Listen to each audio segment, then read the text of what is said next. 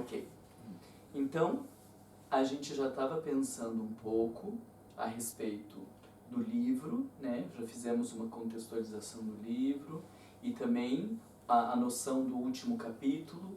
Eu acho que não tem também muita divagação, mas quando diz, né, os tempos são chegados, né? Isso sinaliza algo, né? O título do capítulo, ele já traz uma ideia. E quando a gente está lendo o texto, é sempre bom estar lembrando do título. Porque o título não é à toa. O título ele traduz o elemento principal do texto, né? Então, ficar antenado ao título do capítulo e ao título do item nos ajuda muito. Então, nessa primeira contextualização, acho que é importante a gente sinalizar isso, né? Ele diz, são chegados os tempos, é o título do capítulo, e aí nós temos dois itens, os sinais dos tempos, que é onde ele está sinalizando essa necessidade de mudanças, e depois vem o outro capítulo que é a geração nova, né, onde está sinalizando esse caminho.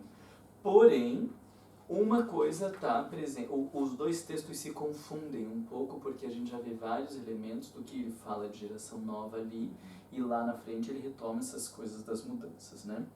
Então, o que vocês, o que chamou a atenção dos textos? E é interessante que quanto mais a gente lê, mais a gente vai vendo coisa, né? Eu já li trocentas vezes e agora lendo, eu falei, gente, olha essa expressão aqui, ó.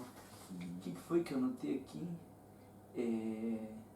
Suas crenças, instituições esqueci o termo ali, não é inadequadas, instituições alguma coisa, olha, não tinha prestado atenção nisso, né? Então, esse que é o legal do ir estudando, né? Do ir lendo várias vezes, para ir aprofundando. Então, o que chamou a atenção de vocês aí do texto? Ó, isso aqui pra vocês verem, quando eu fui lendo, eu vou fazendo isso aqui, ó. Eu leio a primeira vez, vou colocando umas coisinhas, depois vou lendo os textos que eu preciso estudar mesmo. Vou pôr no item 1, item 2, item 3, que a gente chama de fichamento, assim, para ir colocando as ideias principais, né? E aí?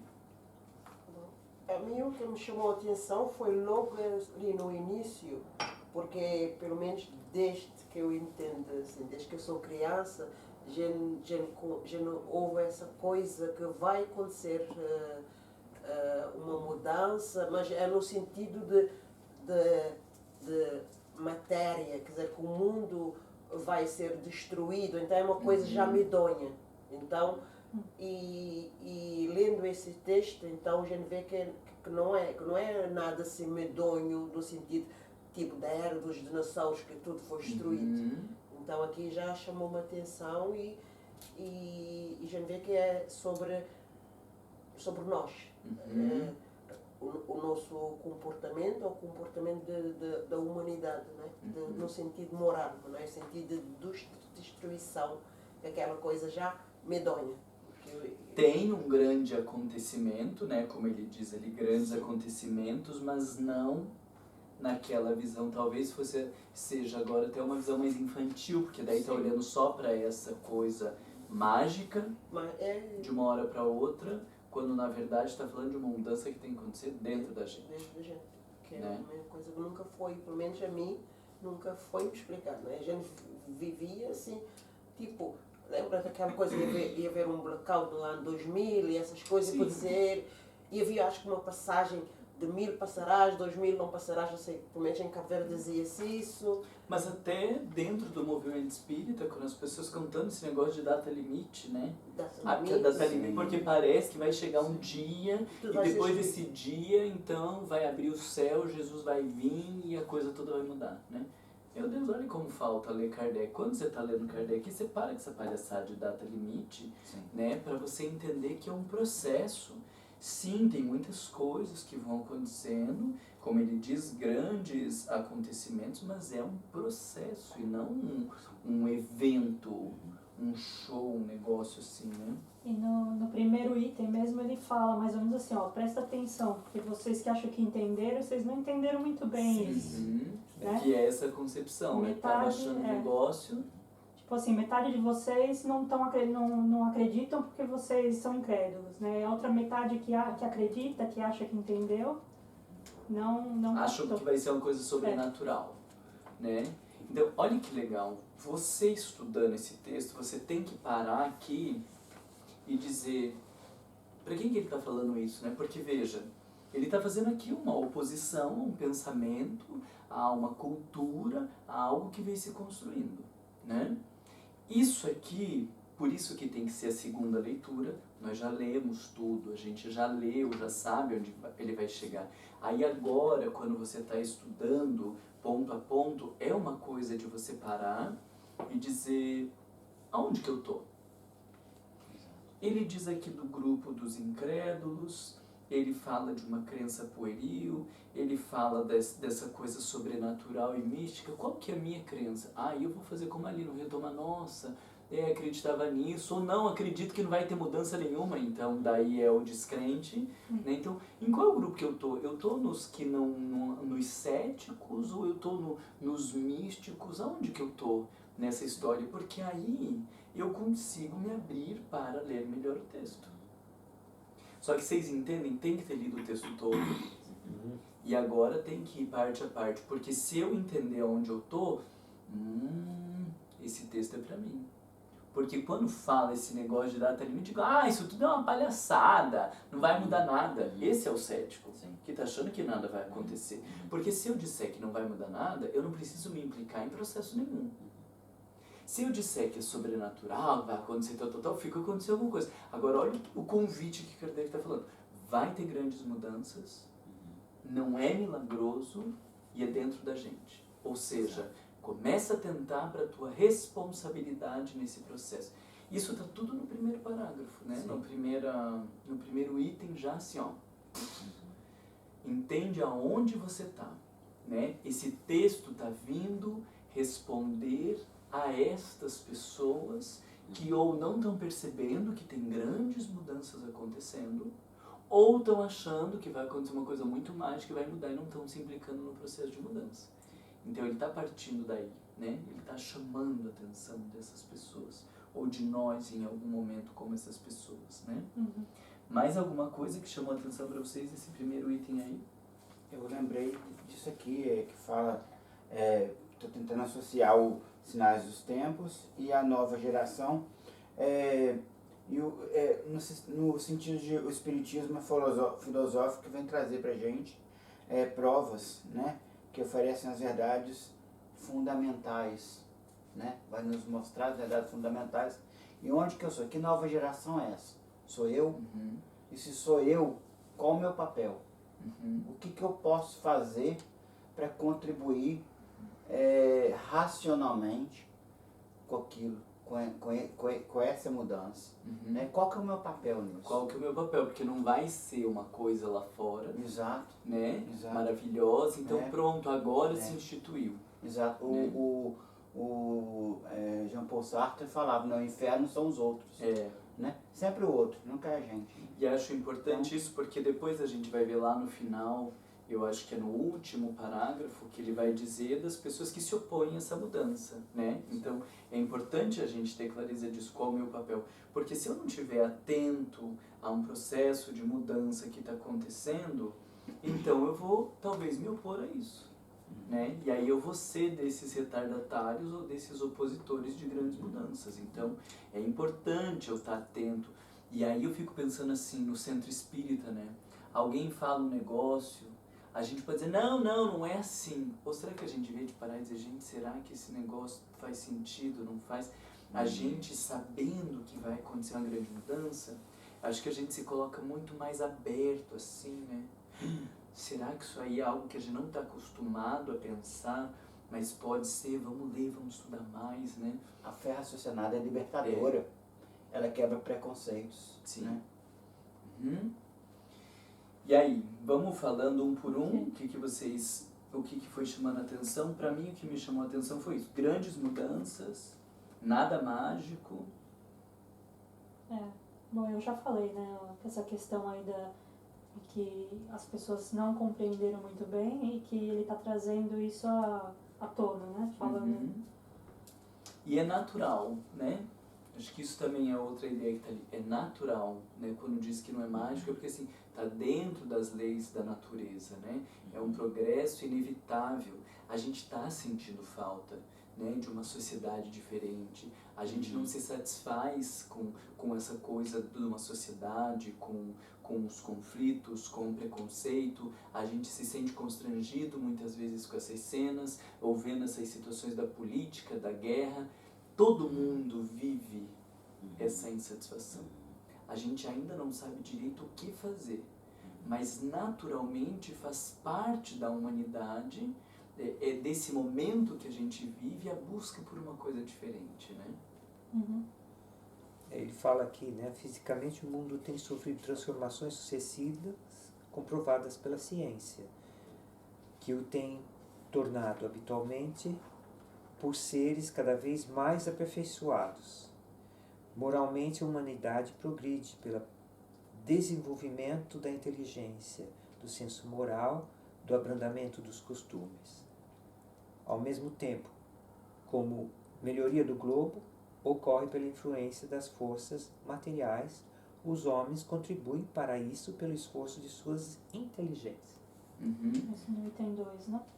Olha que interessante, esse tipo de frase, Marco, para mim, são as frases que a gente tem que parar e ficar matutando, né? Então, quando ele está falando ali da transformação, não sei se chamou a atenção de vocês, mas ele diz, ó, moralmente, Sim. a humanidade progride pelo desenvolvimento da inteligência, do senso moral e do abrandamento dos costumes. Uhum. Olha que interessante. Então, a inteligência a gente já está entendendo bem o que é, coisa de estudar, tal. Senso moral, o que está dizendo ali? Que a nossa noção de moralidade, a nossa noção de certo e errado, de adequado e de inadequado, tem que mudar. A gente tem uma perspectiva, mas essa grande mudança, ela pressupõe rever muitas das nossas concepções morais.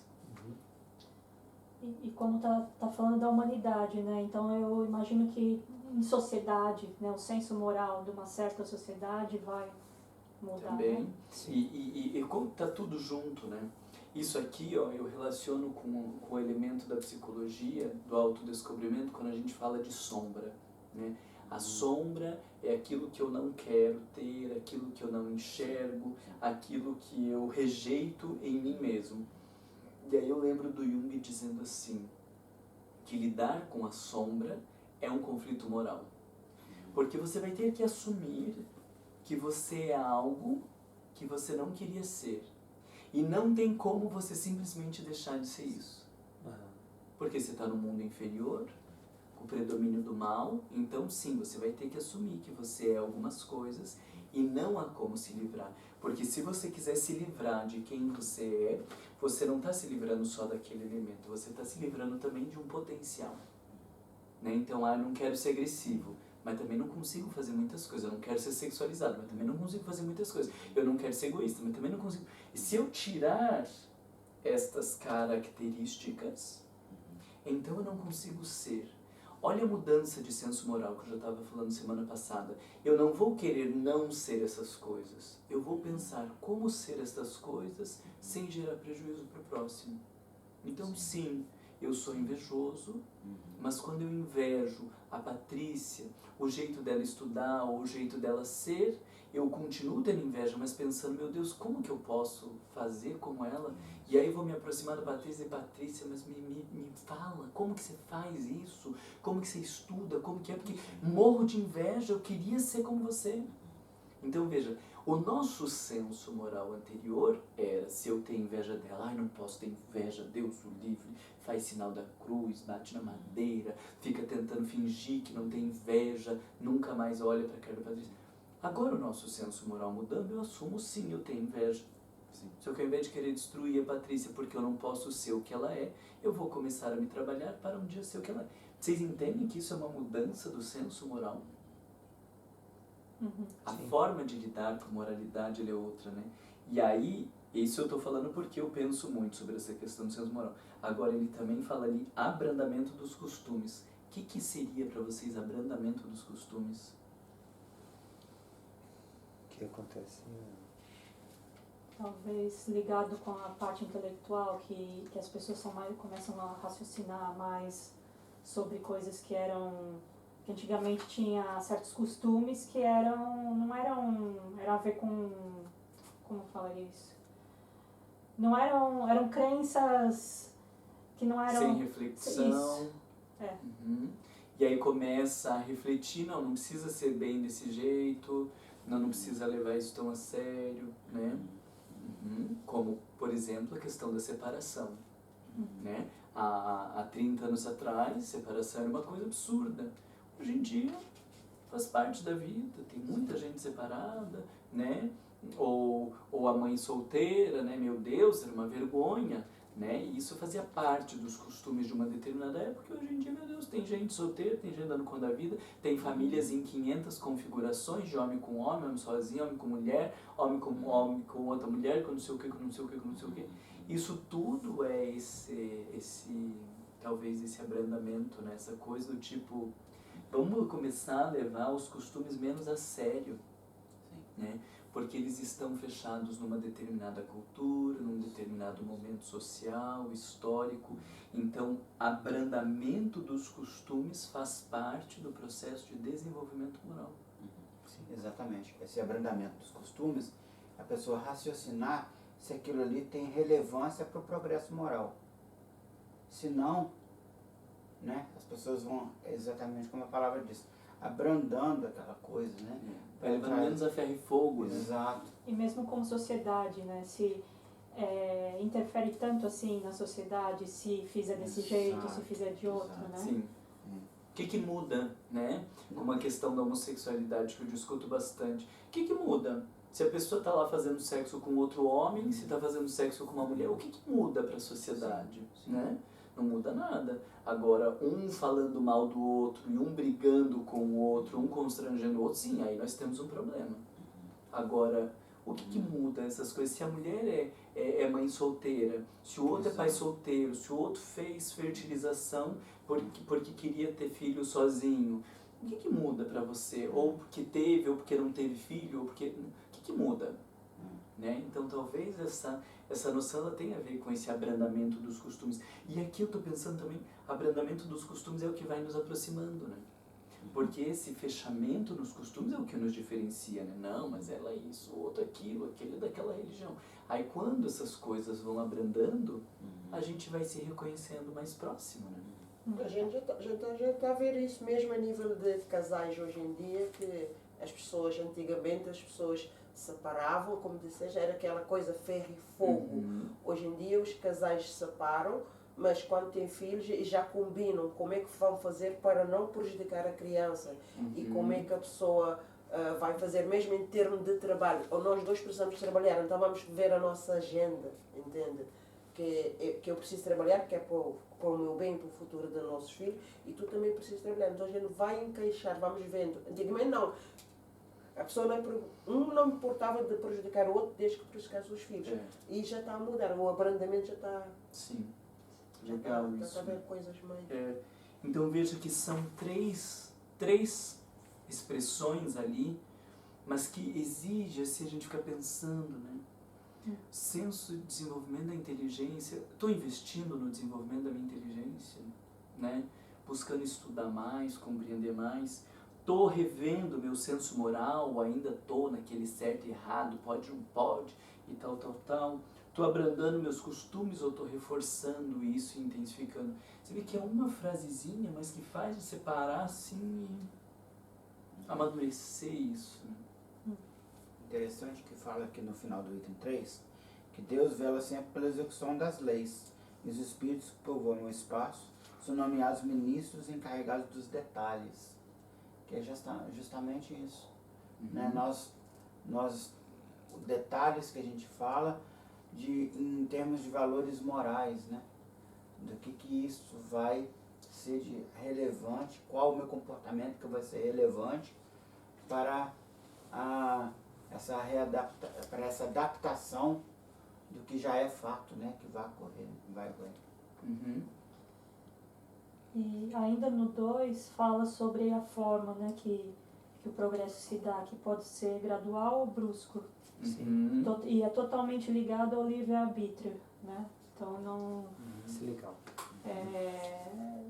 não- É porque depois a gente já coloca o que são as leis, né? O que seriam as leis sujeitas às leis, na verdade, né?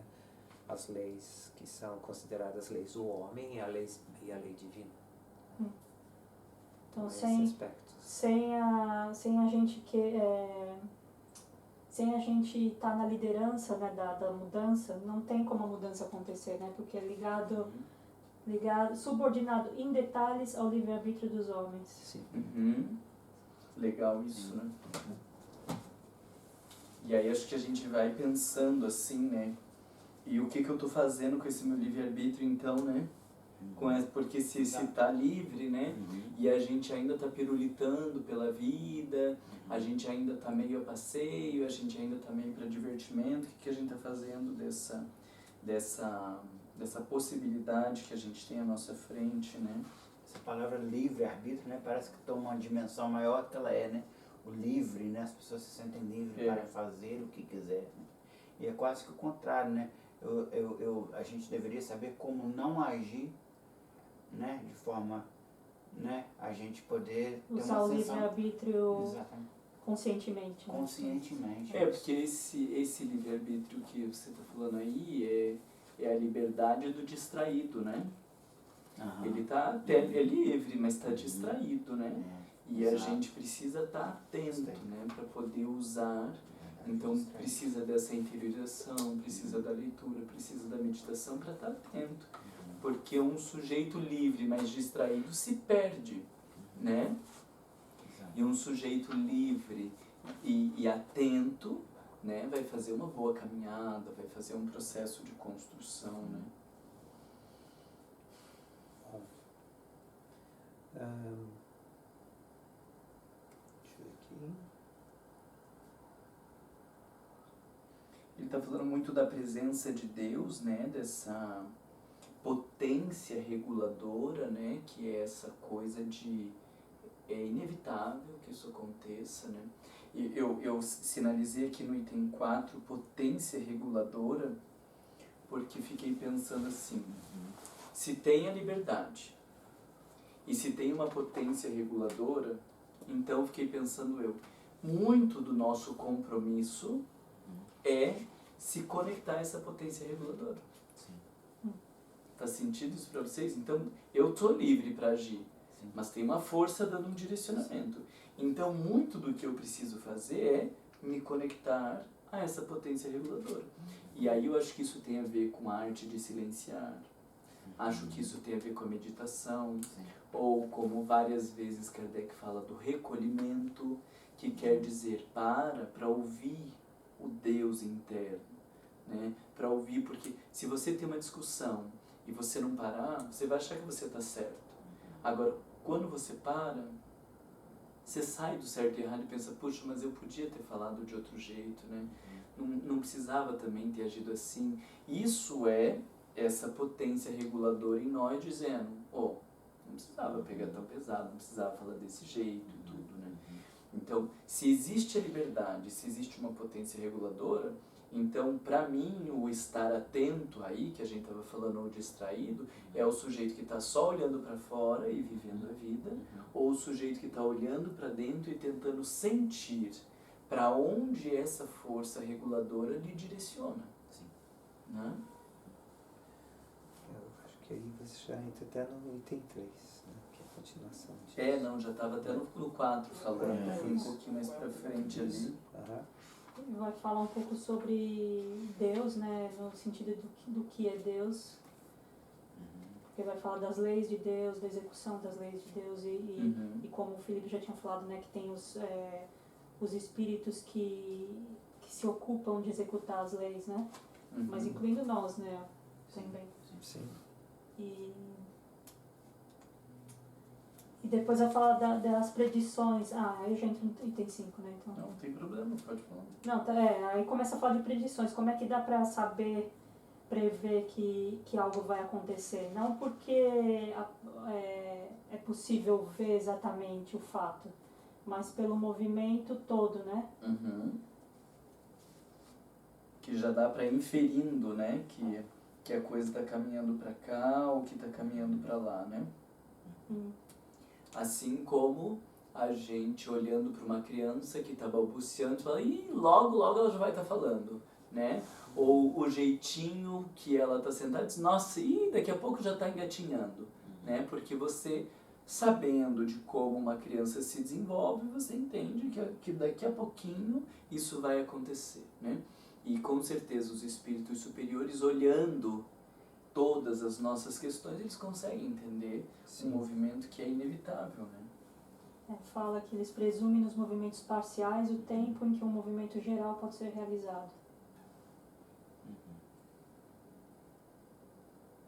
Uhum.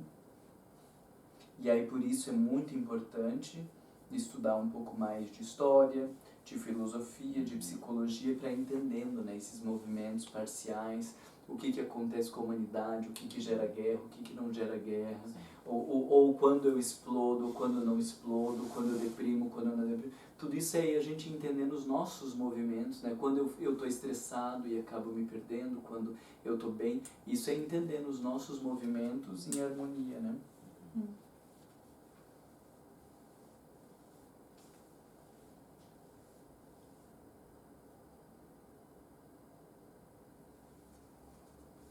Mais alguma coisa do 5? Porque aí eu estou olhando para o 6 e para mim o 6 é Sim.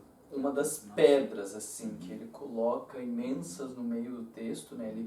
Ele, naquele olhar dos pontos importantes, né? Eu vejo que ele está fazendo uma construção desse movimento, dessas transformações, e aí aqui no 6 para mim é o primeiro momento onde ele deixa claro essa questão do novo tempo, das mudanças, quando ele fala da questão da inteligência e do sentimento, né? Do quanto que a gente está avançando em inteligência sob o ponto de vista das ciências, da arte, do bem-estar material, mas, como diz ali, resta-lhe ainda um imenso progresso a realizar. Fazer que reine entre si a caridade, a fraternidade e a solidariedade que lhes assegurem o bem-estar moral.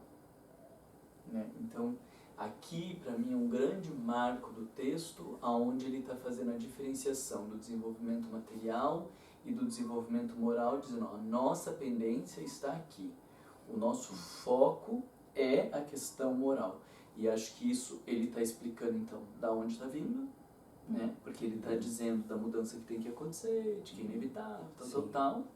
E a gente já sabe lá para frente onde ele vai chegar, que ele vai falar dessas sociedades, dessas instituições mais civilizadoras, autônomas, do senso de coletividade, do pensar o outro e tal. Então, esse item 6, eu acho que é um grande ponto, assim, de ideia importante do texto, onde Kardec demarca. Nós estamos falando que a gente tem que caminhar para esse negócio aqui, ó. Caridade, fraternidade, solidariedade. Que é para deixar bem claro que tipo de progresso nós estamos falando aqui, né? Que tipo de progresso nós estamos falando. Exato. Acho interessante, porque, né, ao mesmo tempo que fala, né, desse progresso em relação às ciências, às artes, ao bem-estar material, muito embora é muito importante, mas as pessoas precisam ter a sensibilidade para entender as entrelinhas disso, né? Sim. Né? Que aí vem esse progresso, né, que ele está falando de moral, né, e de trazer esse bem-estar e entender que sem a caridade, a fraternidade, a liberdade, a solidariedade, isso não vai fazer sentido. Só por si só, né? E acredito que tem que ir aprofundando, porque senão daí a gente pensa, a gente está fazendo caridade, né? Muitas vezes o pessoal vai lá uma vez por semana, num trabalho de caridade, fazer uma sopa, vai agora no final de ano fazer um negócio, então estou fazendo caridade, fraternidade, como dizia minha avó, ninguém quer me matar, né? Não tenho nenhum inimigo de morte. Eu digo, nossa, se hoje em dia a senhora tiver um inimigo de morte, é porque a coisa tá grave, né? Não é sinal de evolução. Não tenho nenhum inimigo de morte. Isso é o mínimo, né? Meu Deus. Graças a Deus que não tem. Então, porque daí a gente tá tratando de meu irmão pra lá, meu irmão pra cá, a gente fala de voz mansa, dá a impressão de que a gente já vive uma fraternidade e a solidariedade, que a gente dá uma ajudinha aqui, uma ajudinha ali, tá olhando. E até parece que a gente já tá fazendo muita coisa, né? Aí você fala, gente, mas se já estivesse fazendo, ele não tinha dito que tá chegando. Bom, a não ser que você ache que você já tá no novo tempo, você já virou a página, já pode ser que você... Mas daí você já não tem mais salvação. Eu estava aqui a ver esse início do 6, que até aqui a humanidade tem realizado incontáveis progressos, não é?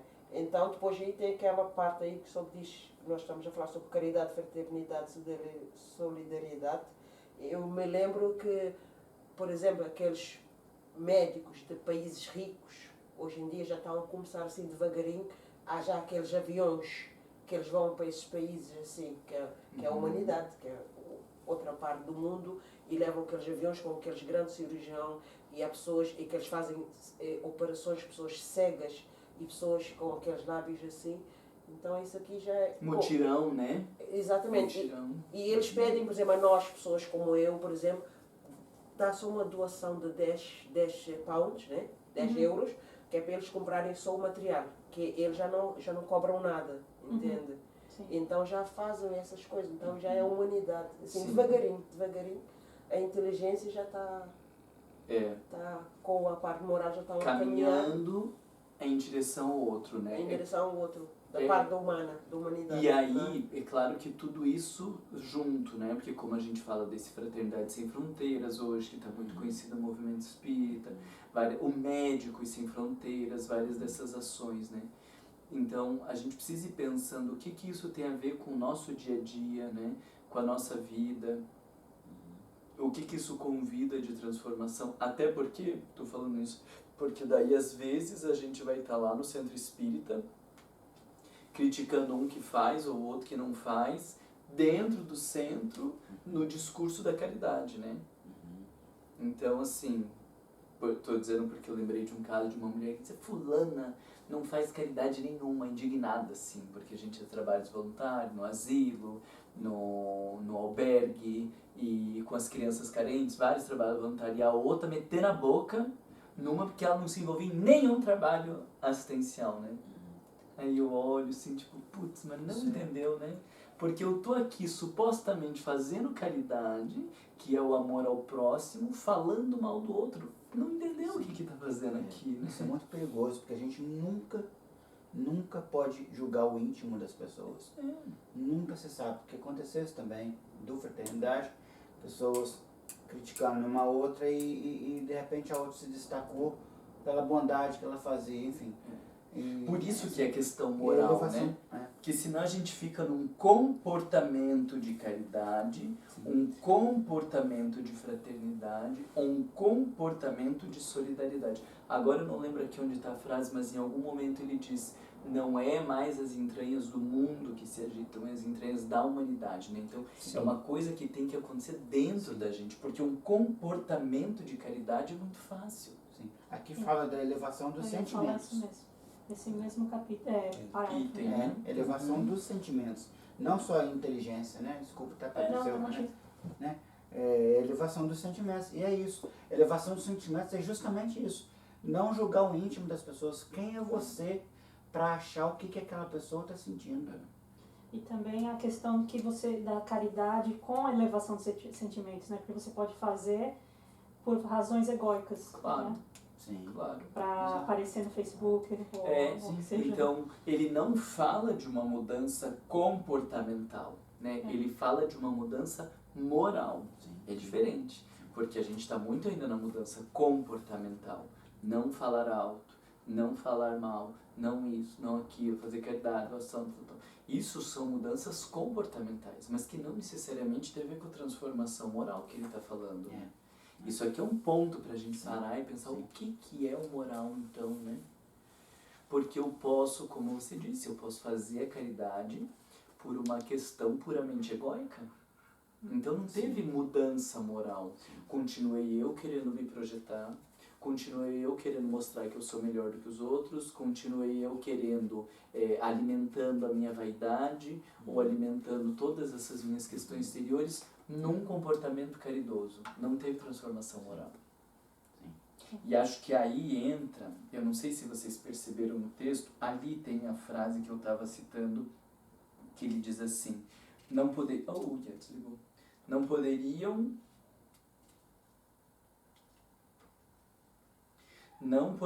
consegui-lo nem com suas crenças, nem com suas instituições antiquadas, resquício de outra idade. Ou seja, nós estamos falando que a gente vem de uma história de instituições antiquadas.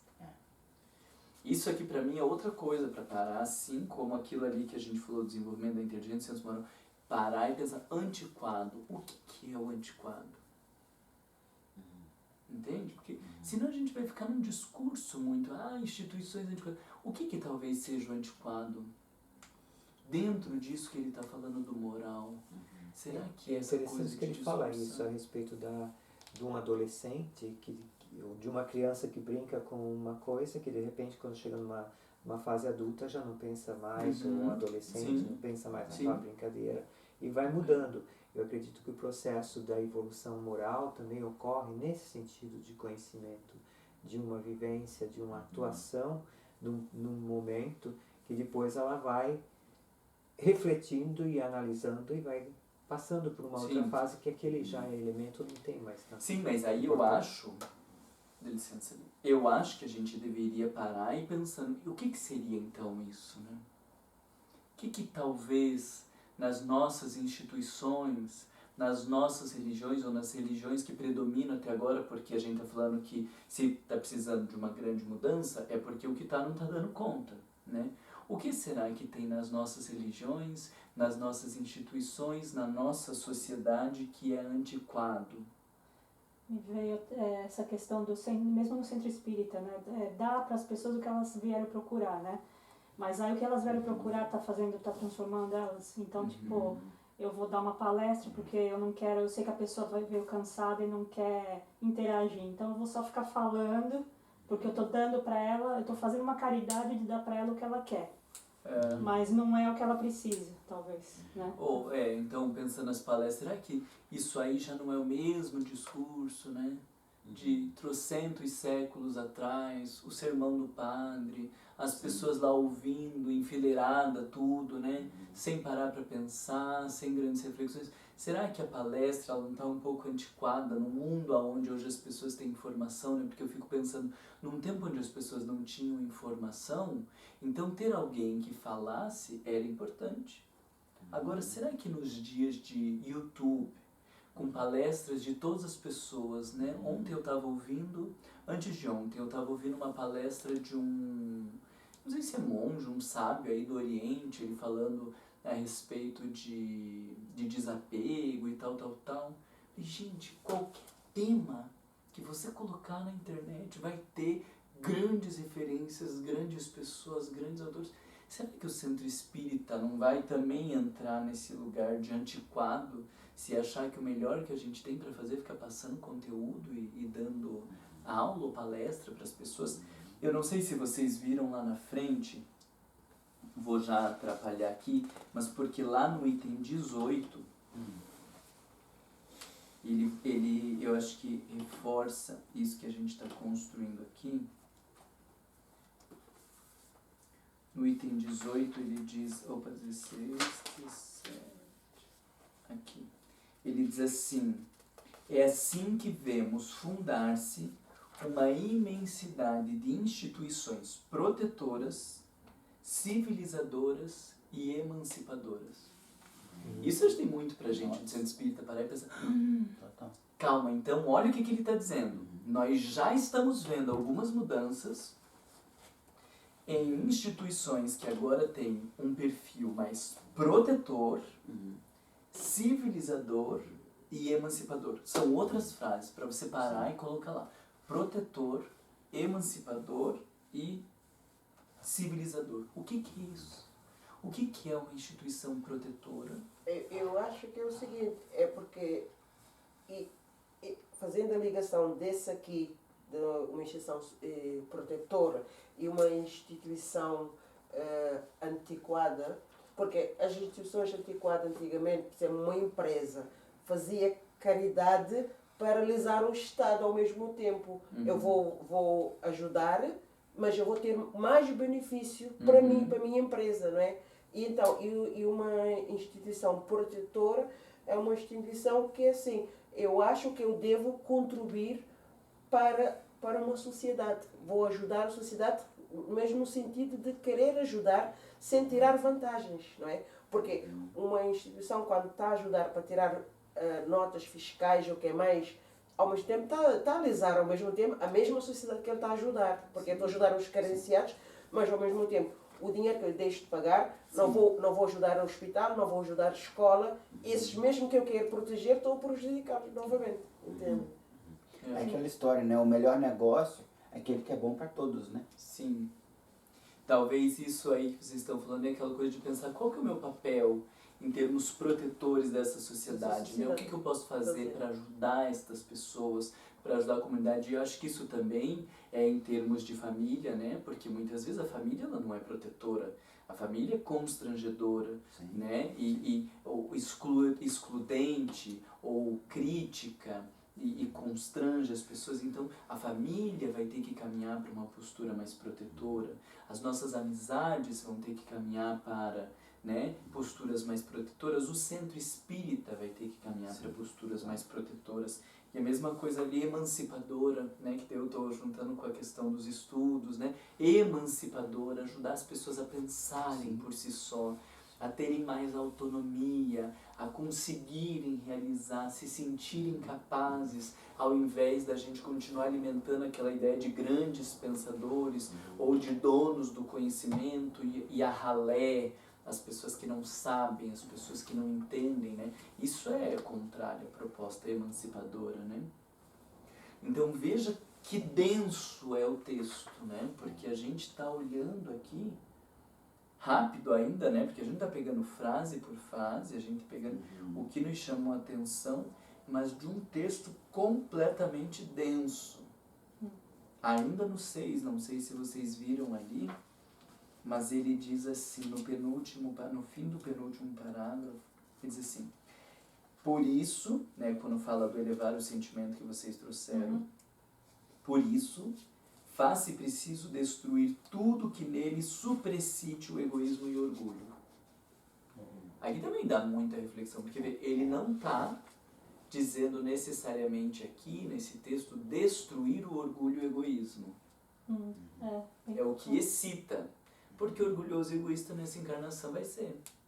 Mas cuidar para não se perder tanto, para esse egoísmo não se excitar demais, ele não atrapalhar as tuas decisões. É orgulhoso sim, nós somos orgulhosos, mas cuida para esse orgulho não começar a te colocar num lugar de relevo e você não começar a achar que é melhor que os outros. Mas egoísta todo mundo é, orgulhoso todo mundo é, e está tudo bem. Mas achei interessante quando ele diz destruir o que superexcite o orgulho e o egoísmo, né? Cuidar para não exaltar demais esse negócio, porque ele vai ele te ultrapassa e você não tem o progresso. Isso. Mas o progresso, olhando por esse ângulo, aqui no meu entendimento, não pressupõe eliminar o orgulho e o egoísmo, né? É manter nesse lugar equilibrado, né? Então, essa nova geração não é necessariamente não ter nada disso, porque quando não tem, a gente reprime. E esse negócio vai existir inconscientemente. E a gente é orgulhoso de tão humilde que a gente é, né? Eu tenho orgulho de como eu me desenvolvi, de que agora eu sou uma pessoa humilde de verdade. Olha, gente, eu juro pra vocês, antes eu era muito orgulhoso. Mas hoje, graças a Deus, eu não sou. Então, é uma satisfação agora de ser humilde que continuo, né? Continua a mesma lógica orgulhosa. Só que antes eu me orgulhava me projetando, e agora eu me orgulho do meu silêncio, da minha submissão, do meu coitadinho. Continuo sendo orgulhoso. Então, aqui para mim ele fala muito desse tom da nova geração. Não é que vai virar tudo santo, mas está mais atento para não se perder. entender, né? O Kardec coloca assim mais o orgulho e o egoísmo para a gente entender que isso é parte do nosso estado evolutivo, né? Aham. A gente tem que conviver com ele, a gente não tem escolha, a gente é orgulhoso e egoísta e cabe a nós aprendermos a canalizar ou a... Para não crescer demais Pra não e se, como diz o Martin, para não se perder, Sim, sim. né? Para ele não adulterar as tuas intenções ou os teus sentimentos, né? É porque quanto mais se avança, mais se sente a falta de algo que está, né, que ele fala, que até em ser definido claramente. E que isso é um aspecto de que é só o trabalho íntimo que vai fazer essa evolução e essa regeneração. Né? Então, caso contrário, todas as aspirações que a gente tem para a vida e para a melhoria dela não acontecem, porque realmente não está sendo efetivo a valorização da valorização não, da melhoria interior, do crescimento interior.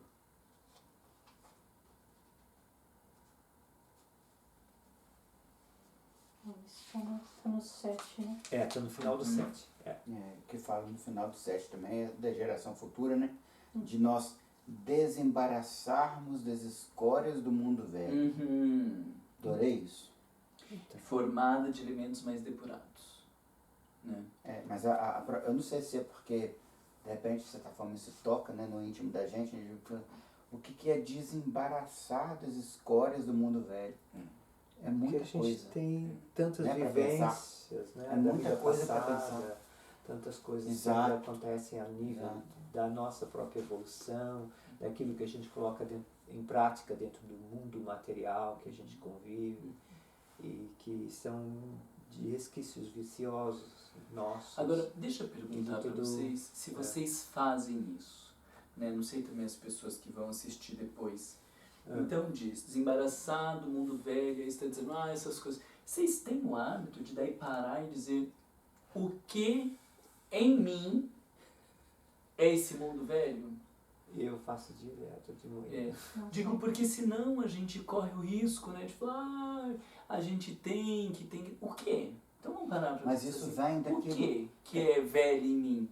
Essa minha postura autoritária, o que faz parte do mundo velho? Achar que os outros, né, são meus empregados, ou achar que isso, ou que aquilo. O que, sabe, esse tipo de análise que é parar e esmiuçar em mim, assim. Reclamar constantemente da vida diária, de tudo que está mal, de tudo que... Pode né? ser, né? Por que acontece isso? Da onde vem isso? Por quê? E que o universo está aqui ao meu serviço. Ao meu favor. Também. Não, ao contrário, na verdade. Sim, essa ideia do que você está perguntando se a gente para pensar nisso, me remeteu ao que a gente falou na semana passada sobre o interessante. O que é o interessante? Para mim o interessante, tem várias outras maneiras de ver, mas para mim também é o que toca o meu íntimo. Então quando eu li aqui, desembaraçar as escórias do velho mundo, isso tocou o meu íntimo. De repente é uma coisa que está omissa em mim, de repente não. Com certeza, porque a gente não tem como, né, dar conta de todos esses desembaraços do mundo do velho, né? Então é uma coisa que realmente tocou o meu íntimo e que me trouxe a atenção para eu, né, trazer em questão no caso que agora. Então, E aí vale a pena, né? Isso que eu tô falando pra vocês é esse esmiuçar, né? isso. Então me chamou a atenção, me tocou, aonde que me tocou, o que é esse mundo velho que eu preciso me desembaraçar. Porque também, gente, a gente não vai fazer a transformação de uma hora para outra. Mas eu preciso parar e dizer o que será que já está no alcance de eu desembaraçar, que eu ainda não estou fazendo esforço, Tá no né? alcance. Porque também se eu olhar só o que eu já fiz, eu não olho tudo que eu tenho para fazer. Por que será que essa frase me chamou a atenção, né? Desembaraçar das escórias do mundo velho. Qual é o meu mundo velho? Quais são estas escórias que eu já criei para mim, ou que eu criei na minha própria alma, que eu preciso me desembaraçar desses elementos mais depurados? O que eu já estou em condição? Vocês entendem que é esse... Eu entendo, porque como eu estava a falar anteriormente, por exemplo, eu antigamente eu tinha uma ideia de força, no sentido de força bruta, mas eu não tinha essa ideia. Imposição, arrogância, orgulho. Isso é gente forte. Isso era gente, para mim isso era gente forte, né? E tinha até e depois com o espiritismo eu aprendi que não, isso são as minhas fraquezas que eu trouxe comigo da minha alma, não é? Que o orgulho, a arrogância, a impaciência. Eu sou muito impaciente. Eu tinha orgulho de dizer, eu sou muito impaciente, eu não tenho paciência para aturar. Então, eu achava que isso era bom. Então, agora que o espiritismo está-me a mostrar que isso são fraquezas da alma, não é? Não é que eu já consegui avançar, mas agora, pelo menos já sei, já não estou naquela ignorância que achava e orgulhava, não é? Agora estou a colocar as coisas em dia para saber como é que agora eu vou trabalhar nisso, tornar uma pessoa um bocadinho mais tolerante, tornar uma pessoa menos arrogante, que ainda não estou lá, mas eu já sei que isso esse não é o teu uma coisa mundo boa. velho que você precisa ficar atenta, né? Depois que eu achava que era uma coisa boa, agora que vi, não, é uma fraqueza, são fraquezas, são coisas erradas. Mas antigamente, talvez lá uns anos atrás, até eu orgulhava de ser assim. Então, depois para trabalhar mais tarde nesses, né? E nisso daí, essa questão que ele levantou, já que o Marco falou do quanto mais se avança, mais se sente o que falta, né? Nesse sentido, que primeiro eu entendo o que está falando aqui, que o material, quando você, as coisas melhoram materialmente, você consegue ver melhor o moral que precisa ser feito. Mas também, né, quanto mais você avança moralmente, você vê mais ainda o que está ruim, né? Sim, agora eu tenho consciência do ruim que eu não vai tinha. tendo mais consciência, né? A consciência vai ampliando, né? E na medida que ela amplia, você enxerga melhor, né? Aquilo que não enxergava antes. Do 9 a gente já parte para essa questão do movimento dos parciais, que existe um movimento geral, do movimento parcial, você vai para o movimento geral e que impulsiona a humanidade inteira.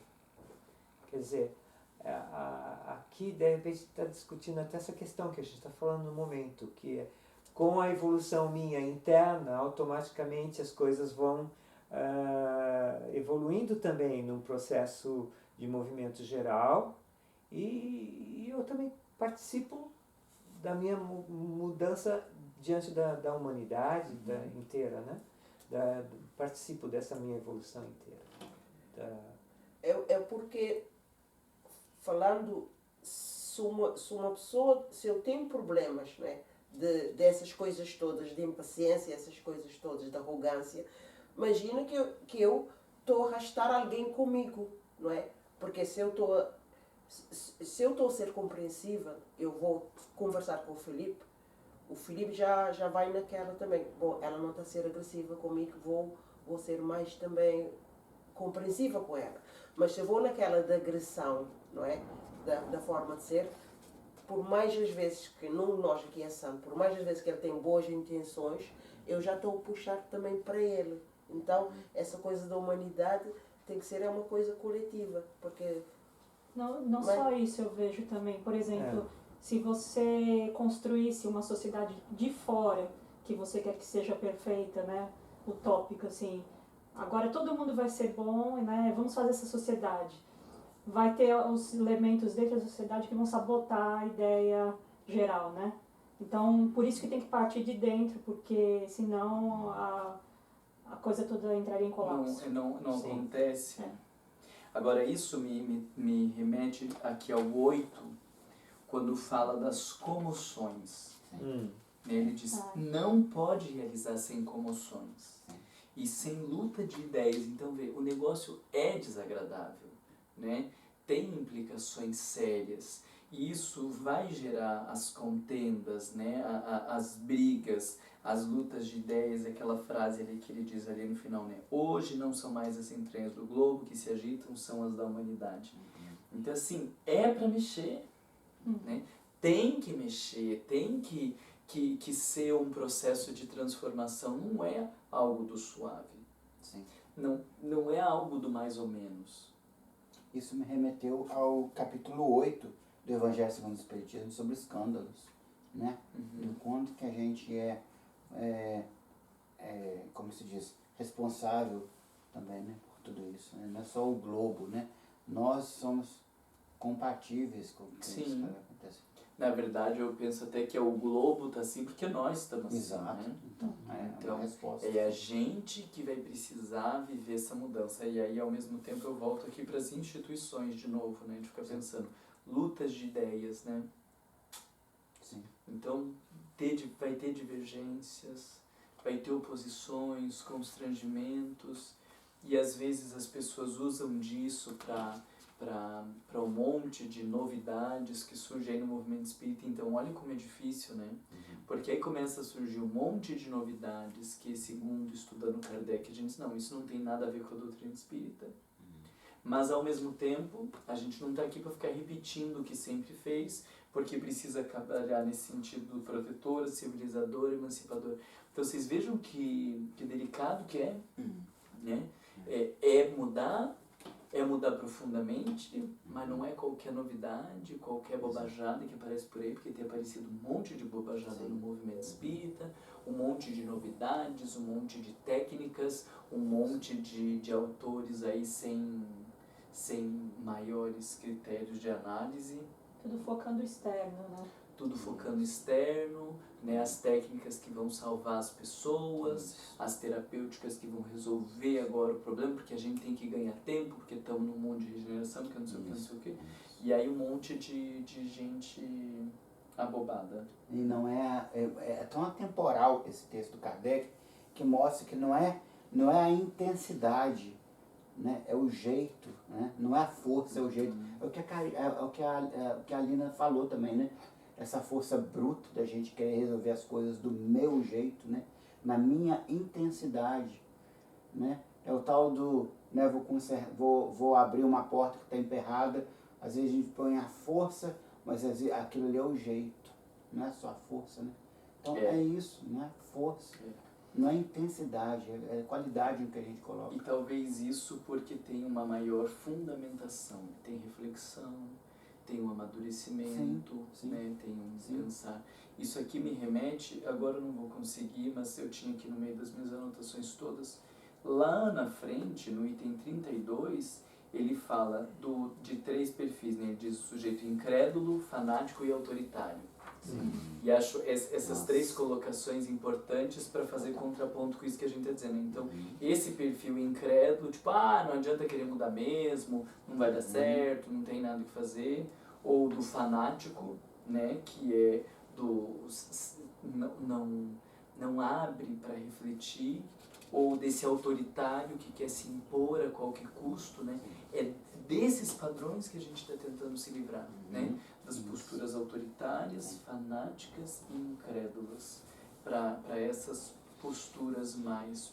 Veja que o protetor, o civilizador, a emancipadora, tudo traz esse senso de coletividade, que está lá ligado com a fraternidade, qual que era o Solidariedade.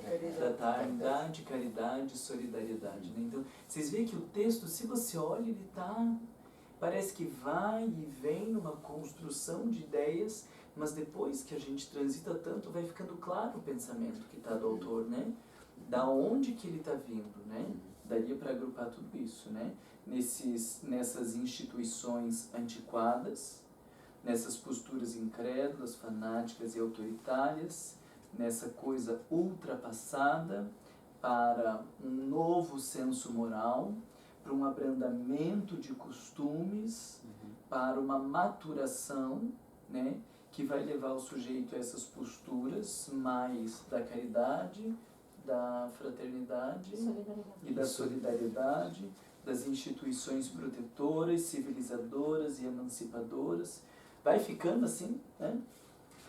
Vai ficando claro da onde que ele está vindo, o que ele está criticando, como que ele está construindo, dizendo que é inevitável, que vai ter retardatários, que as pessoas vão se opor, mas que o caminho vai acontecer inevitavelmente, que existe uma força reguladora de tudo isso, que a gente tem liberdade de ir ou não, mas que é inevitável esse processo.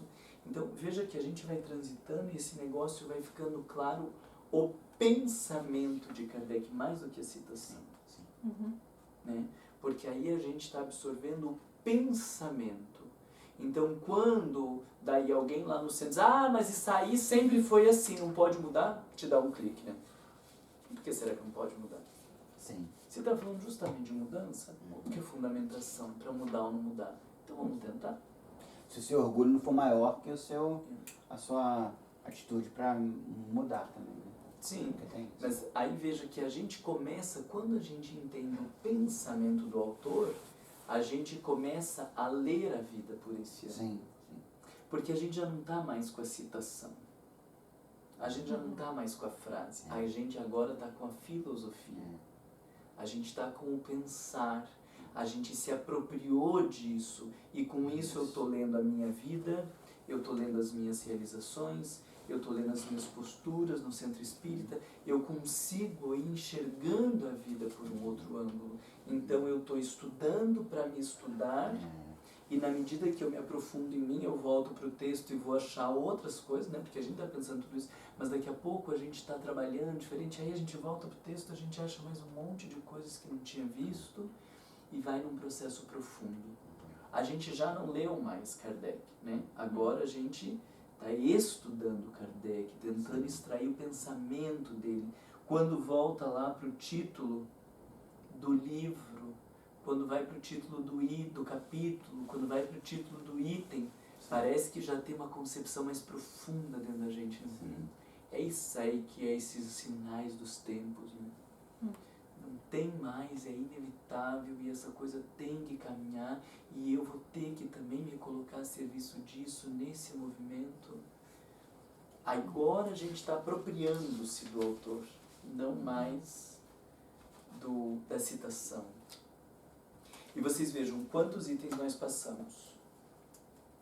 Até o 9, né? Até o 9. Olha que tempo que demora, né? Eu tô contando as páginas aqui para entender em tão poucas páginas a densidade que é só esse capítulo último aqui. E eu diria que isso, de um modo geral, é Kardec. Né? Sim. De um modo geral, isso é Kardec. Né? Você olha lá um itemzinho aí na Gênese, né? O item sobre o bem e o mal. Caramba! Sim. Você lê aquele negócio, volta, aí você vai descobrir, porque a gente leu rápido, né? Aí você vai descobrir que cada parágrafo te incita a uma nova reflexão, a talvez fazer uma outra pesquisa para entender melhor. Você pode pegar desculpa, Marlon, você pode pegar, às vezes, uma frase e fazer um seminário daquela frase. Desde que entenda todo esse contexto. Claro, né? Então, claro. eu acho que o convite do estudar, ele é isso, né? A gente abre mão da questão da quantidade de conteúdo para conseguir um maior aprofundamento em menos conteúdo. Porque, com certeza, nesse ritmo que a gente está estudando, a gente não vai conseguir ler os livros novos que estão surgindo, a gente não vai conseguir ver os lançamentos e nem vai conseguir ver como que chamam os best-sellers, e não vai dar para ler um monte de coisa. Por quê? Porque nós estamos nos clássicos buscando profundidade. Então, é bom que nem sobra tempo para ler essas outras coisas. Porque enquanto a gente não transitar bem por estes clássicos, enquanto você não estudar Leon Denis, Joana, André Luiz, essa gente toda, não fica perdendo tempo com novidades. Sim. Né? O Marco até agora se animou ali com o Leon Denis, porque foi citado. Eu sugiro da gente, tem mais alguma coisa que vocês queriam ressaltar? Porque eu acho que nós fomos fazendo um exercício tão legal de enxergar tanta coisa em tão poucas páginas, que qualquer continuidade aqui a gente vai, né, de 1000 coisas que tem. Estou vendo que vocês estão aí cheios de anotação também. Eu tenho aqui dos cataclismos, né, que não são os cataclismos materiais que ele fala, está falando a coisa mais importante aqui de sinal dos... O sinal mais, não mais importante, mas mais, que é mais óbvio, Evidente. mais evidente, é o moral, o cataclismo moral, essa luta de ideias, essa, que nem você falou das entranhas, né? Então as entranhas que se agitam. Legal isso. Então isso é o maior sinal dos tempos, mais do que o terremoto ali não sei onde, né? E aí é interessante a gente pensar, então agora não é a hora de querer manter as coisas como sempre foram, né? Eu acho que esse texto, para mim, ele fala muito isso. Agora não é a hora de manter as coisas como sempre foram. Agora é hora de mudanças, né? A gente só precisa ter o discernimento de que tipo de mudanças e em qual direção. E aí o texto nos responde, né? O texto responde claramente que tipo de mudanças, mudanças morais, e em qual direção? Em direção à coletividade, né? Quando ele diz não vai havendo diferenças de religião, não há diferenças de raças, porque nós estamos trabalhando para uma coletividade. Então aí fica claro que tipo de mudança nós estamos falando? De uma mudança inclusiva, de uma mudança que considere as pessoas, as suas necessidades, que enxergue a essência, que enxergue o ser humano, independente das questões materiais que nos dividam, né? Então, olha quanto desdobramento isso também tem para o centro espírita, né? Será que nós somos inclusivos ou nós somos excludentes, né? Quando a gente fica se pegando tanto a conceito, quando a gente se pega tanto nessa tal dessa pureza doutrinária, e aí a gente divide, e aí a gente briga, e aí a gente se separa, e nos grupos de estudo o pessoal tá batendo boca por conta de conceitos. Oh, meu Deus do céu, será que se a gente lê Kardec, a gente não vai enxergar outras coisas que tem muito mais o potencial inclusivo, coletivo, né? Coletivo, eu gosto muito dessa palavra, coletivo. Acho que a gente até em algum momento passou ou ia passar por isso que ele diz do abrir mão. Ah, estava lá no final, né? Do abrir mão de si, né? Caridade, tolerância para todas as crenças, moralizador de seus pela amplitude. Agora, aqui que ele diz assim, ó, aqueles cujos interesses, é o item 24, aqueles cujos interesses materiais estão presos ao atual estado de coisas e que não se acham bastante adiantados para eles renunciar, visto que o bem geral lhes importa menos que o pessoal. E é aquela coisa que a Patrícia já tinha falado em outro momento, né, da perturbação, né, que vai gerar perturbação. Então, é um caminho no sentido em direção ao outro. Né? Paro de olhar apenas para os meus interesses, para o que eu penso, para as minhas vontades, para caminhar em direção ao outro. E que difícil dar esse passo. Né? Porque a gente não presta atenção no sentimento das pessoas, a gente não presta nem atenção às vezes no que a pessoa está falando. Né? A gente já está pensando o que a gente vai falar. E aí, às vezes, a pessoa falou um negócio que aparentemente não tem nada a ver, a gente nem pergunta, né? Nossa, mas o que tem a ver isso que você está falando, que eu não estou entendendo? A gente já vai falando um por cima do outro, já vai indo e não enxerga este coletivo que a gente precisa desenvolver, né? E a gente representando também a importância, a gente nos dá a importância como indivíduo do coletivo, dentro, né? do coletivo, Né? claro. Do coletivo. Porque também, da mesma forma que é um alento, mas também é assustador para a gente descartar, porque o Kardec já descarta a ideia do Deus punitivo e quem se pune somos nós mesmos, né? Então, assim, a gente buscar o que a gente pode fazer para melhorar, né? E o que essa melhora, a consciência de que essa melhora nossa tem um grau enorme de importância para a sociedade, né? Sim. Porque cada um se comportando da forma certa, aquele pouquinho vai se transformando. Isso que é o coletivo daí, né? Essa potencialidade que se gera a partir do cada um, né? Não existe se não existisse cada um, né? E o que você falaria? Eu ia falar que esse bem moral, não, o bem geral lhes importa menos que o bem pessoal. E aí tem dois contextos. Tem esse contexto desses países muito desenvolvidos em que a gente fala sobre a poluição, depois que está a afetar a Antártida, está a criar muitas coisas no mundo inteiro, mas desde que eles estão a beneficiar dessa poluição, que eles não querem reduzir o carbono, essas coisas todas, eles não querem saber, que eles estão a ficar cada vez uma potência mais rica. Então, eu vou ganhar e se gera problema. Eu vou gerar problema e eu, como presidente de um país, eu vou mostrar o que é que eu consegui desenvolver, mesmo que se dá na humanidade depois. Mas no meu coisa eu fiz isso aqui, não é? Depois tem aquela que é o bem geral, mas sem ver o meu pessoal, sem ver, a gente vê essas pessoas que ficam bilionárias e lavando o cérebro das pessoas que eles estão a nível religioso, que eu estou a falar também, que acontece no mundo. A gente vê pessoas a ficar com umas fortunas incalculáveis e pregando coisas de vender terrenos no céu e salvar as pessoas e levar as pessoas para ficarem numa miséria extrema, mas eles estão enriquecendo. Então, assim, desde que eu estou a ficar bem, eu sei que eu vos estou a prejudicar, porque as pessoas não são burras, não é? As pessoas estão a fazer isso, mas não querem saber eles, que é o bem material ou o bem, não sei, para mim, não para os outros.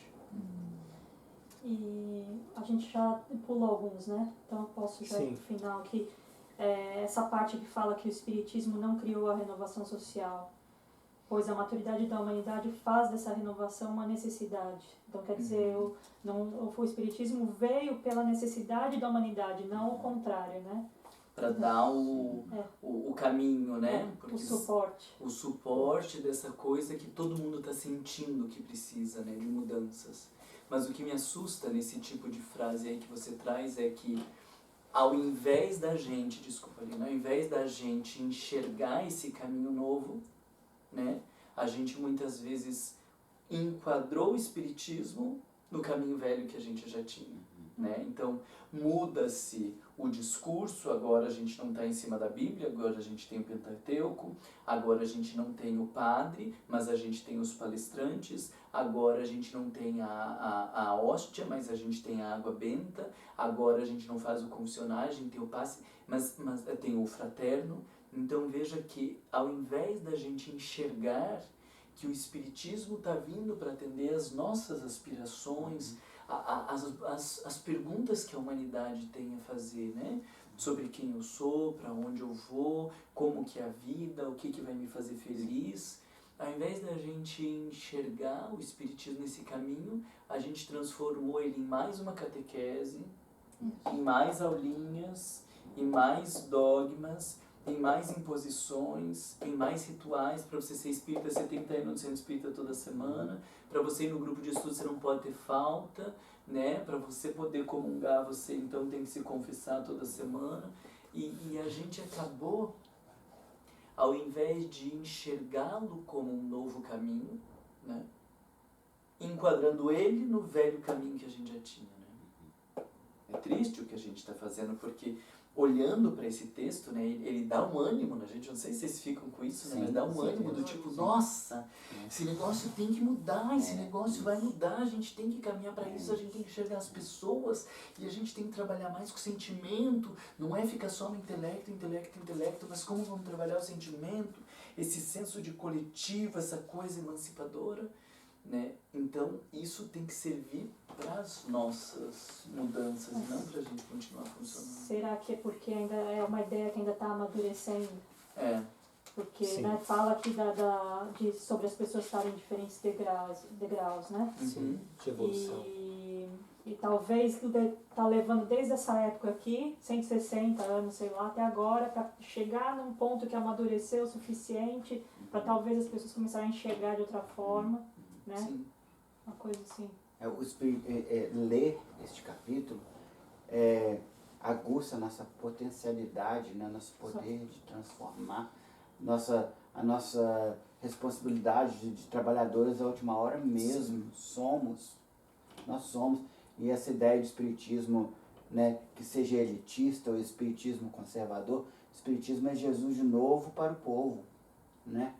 Não é essa ideia de punição, acabou isso, ou de que tem que ser assim, enquadramento, né? isso. É esse novo senso moral, né? Isso. Esse novo senso moral, o abrandamento dos costumes, o desenvolvimento da inteligência. Vocês vejam quanta coisa legal tem nesse texto, né? E depois vai falar que, né, no final, que o progresso vai acontecer de qualquer forma, né? Sim. Não importa como a gente vai se posicionar, que o progresso vai acontecer, mas a gente tem que pensar, né, onde que a gente vai estar nesse Sim. progresso, né? Se você é a parte que está indo... Retardatários. Se você é o retardatário, se você está contra, né?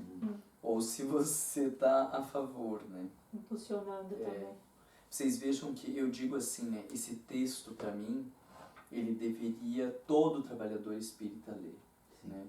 Para pensar, eu enquanto palestrante, né? Eu estou abordando, ou a minha palestra, né? Ela está ampliando esse senso moral, o abrandamento dos costumes, o desenvolvimento da inteligência. A minha palestra, ela tem uma postura mais protetora, civilizadora e emancipadora. Ou eu, como palestrante, ainda continuo sendo autoritário, um discurso fanático, impondo ou reforçando os costumes, constrangendo a questão moral. Então, eu vejo que, como coordenador no estudo, como passista, todas as tarefas no centro espírita, a gente pode refletir dentro desse texto, né? Ele traz muitos critérios para a gente se avaliar constantemente, né? Você está falando isso, sabe o que eu estou pensando? Posso estar errado, mas essa ideia de a gente, que eu falei no início, de a gente começar pela conclusão, né? Para depois entender, né? Desmiuçar, porque isso aqui é a conclusão de todo um trabalho do Kardec, né? Então, e isso aqui é uma conclusão, de repente, necessária nos tempos de hoje, a gente começar por ela, né? O fechamento de uma obra toda, para depois a gente começar a entender quem é Deus, mas já entendendo qual a nossa responsabilidade daqui desse último capítulo em ter que, não só em ler a obra toda e o que a gente precisa absorver para sermos parte disso aqui, né? Sim, mas é por isso que eu digo que é bom a primeira leitura para depois voltar. Sim, né? Porque você já sabe no concluir. Se a gente pega esse capítulo e agora volta e vai ler o Livro dos Espíritos, vai ler o Evangelho, tendo essas coisas em mente, a gente vai achar muitas outras coisas que a gente não tinha percebido. Porque ali, quando você está lá lendo Deus e ele diz causa primária de todas as coisas, você fala, gente, olha a coisa emancipadora aí. Olha a noção que ele está trazendo de que Deus está em tudo, de que Deus está em todos, de que ele é a causa primária. Então nós temos que nos vincular a essa força. Aí você começa a enxergar, né, dentro do Evangelho, dentro do Livro dos Espíritos, muitos elementos que você não tinha enxergado antes. Né? Por isso que eu digo, tem que ter uma noção do todo, para depois poder analisar as partes em específico e você vai achar um mundo que não enxergava. Né? Vamos ficar por aqui. Deixamos então um convite para as pessoas que estão nos assistindo de estudar esse texto, mas ele foi apenas um exercício que a gente fez de análise, de reflexão, né?